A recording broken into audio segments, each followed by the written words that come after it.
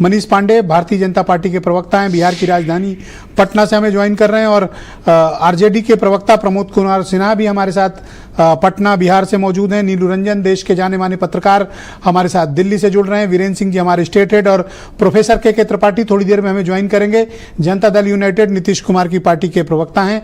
बहुत शुक्रिया और धन्यवाद आप सभी का। मनीष पांडे जी, कार्यक्रम की शुरुआत मैं आपसे करना चाहता हूं। जिस तरह के वीडियोस इंटरनेट पर वायरल हो रहे हैं, मुझे उम्मीद है कि आपने जरूर देखा होगा। क्या आपकी पार्टी इसके बाद भी ये समझती है कि जो हो रहा है जायज है और सही है? मैं अभी अपनी पार्टी का पक्ष रखने के लिए आपके चैनल पे बैठा हूं।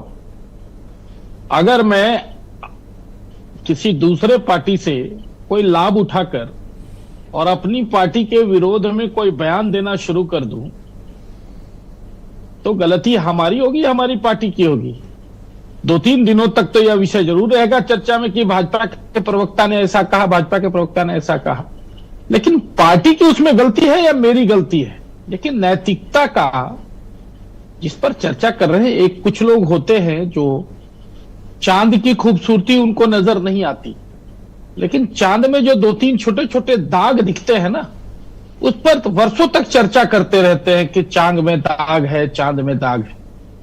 मेरे कहने का मतलब यह है कि ये जो वीडियो फुटेज आ रहे हैं या जो नेगेटिव बातें इस काम के लिए आ रही हैं, लेकिन पॉजिटिव बातें क्या है? 6 करोड़ 60 लाख लोगों ने अपने फॉर्म जमा कर दिए, पॉजिटिव बातें हैं। दूसरी बात है, मैं आज का अखबार देख रहा था, मैं आपको और आपके दर्शकों को बता दूं, ये अखबार मेरे पास है। 2 घंटे वर्चुअल मीटिंग तेजस्वी यादव ने किया, और किनके साथ किया? महागठबंधन के जितने भी जिला अध्यक्ष हैं, प्रमोद जी बताएंगे अगर मैं झूठ बोल रहा हूं, राजद के प्रवक्ता, और उन्होंने किया।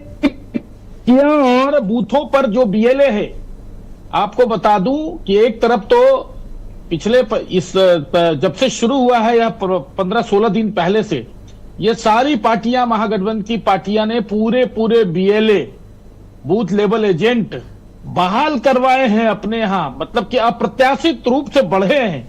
इन्होंने एक तरफ तो बूथों पर पूरे तरीके से अपने कार्यकर्ताओं को लगाकर यो फॉर्म फिलअप का काम कर रहे हैं। देखिए, मैं मेरे पास उससे सबूत है। आज 2 घंटा वर्चुअल बैठक करके वहां पर उन्होंने कहा है कि राज्य में चल रहे मतदाता सूची का विशेष गहन परीक्षण में एक भी मतदाता न छूटे, घटक दलों के नेता या सुनिश्चित करें, हिदायत दी है। उसकी रिपोर्टिंग आई है। अब देखिए, ये कैसी दोहरी और दोगली नीति है। एक तरफ बूथों पर अपने बीएलए, पार्टी के बीएलए लगाकर वो सारे फॉर्म ऑनलाइन या ऑफलाइन करवाने का काम यही लोग कर रहे हैं, और दूसरी तरफ प्रेस मीडिया में आकर तरह तरह के सवाल करके दलितों का नाम वोट राशन कार्ड से हट जाएगा, तो दलितों गरीबों के नाम काटे जा रहे हैं, तो पिछड़ों के नाम एक स्टेटमेंट अखबारों में आपने पढ़ा होगा कि तकरीबन 37.5 लाख वोटर्स के नाम काटे जाना लगभग तय है। आज कई अखबारों की हेडलाइन है, आपने जरूर पढ़ा होगा। क्या आप इसे जायज मानते हैं कि बिहार के वोटर्स में से 4.5% वोटों के नाम काटने का ऐलान पहले ही हो रहा है, जबकि अभी रिवीजन तो पूरा नहीं हुआ? तो ये किसको पता है कि 37.5 लाख नाम काटने हैं? सर, डेमोक्रेसी ट्रांसपेरेंसी से चलती है। आप निष्पक्ष हैं तो निष्पक्ष दिखना भी चाहिए। देखिए, सबसे बड़ी बात तो कि मैं यहां चुनाव आयोग का प्रवक्ता नहीं बैठा, लेकिन पहले दिन से जब से यह विषय आई है, एक बात तो मैं बता दूं, जो मेरी जानकारी है राजनीतिक कार्यकर्ता के रूप में, कि चुनाव आयोग ने शुरुआती दौर में यह कहा कि 2003 में जो भी मतदाता थे, लगभग 4 करोड़ 98 लाख मतदाता, वो ऑलरेडी हमने उनका वेरिफिकेशन कर लिया है, उनको सिर्फ फॉर्मेलिटीज करनी है। तो 7 करोड़ 78 लाख मतदाता में 5 करोड़ मतदाता को तो कुछ करना ही नहीं था। लेकिन पहले दिन से बिना कोई व्यवहारिक अनुभव लिए हुए सारी विपक्षी पार्टियों ने कैसा कैसा प्रोपगंडा किया हम लोगों ने तो देखा। पर आपको ये बात कैसे पता, और आपके पास इस बात के क्या एविडेंस हैं कि सब कुछ जो हो रहा है वो प्रोसेस ठीक है? तो लाखों लोग मर चुके हैं, उस लिस्ट से बाहर हो जाएंगे। क्या बिहार में अचानक से ये 7-8 लाख 10 लाख लोग मर गए हैं जिनके नाम काटे जाएंगे? 2024 में सम्मिलित थे। ये बात की तस्दीक कौन करेगा कि 15 लाख लोग स्थायी रूप से बिहार से जा चुके हैं बिना रिवीजन हुए? ये डेटा कैसे सार्वजनिक हुआ?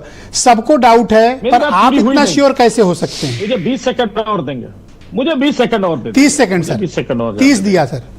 हाँ जी बिल्कुल। सबसे बड़ी बात यह है, मैं इसलिए कह रहा हूं कि एक प्रोपगंडा है, ठीक वही कोविड के टाइम का मोदी टीका और तरह तरह की बातें, या सीए के टाइम में कि सारे मुसलमानों की नागरिकता समाप्त हो जाएगी, ये ठीक उसी प्रकार का मामला है कि 2003 में 31 दिनों में ये पूरा काम पूरा हो गया था, लेकिन टाइम बाउंडेशन की बात आई। मैं इसलिए कह रहा हूं कि बिहार में विरोध समय का लिमिटेशन पर बात हो रही थी, लेकिन बंगाल में तो 8 महीना टाइम था, उत्तर प्रदेश सर में आपने उससे 20 ज्यादा सेकंड भी तो टाइम लिया, था। लेकिन आप सवाल को घुमा रहे हो। बिना पूरा पुनरीक्षण हुए ये कैसे कह दिया गया कि 37.5 लाख नाम काटे जाएंगे?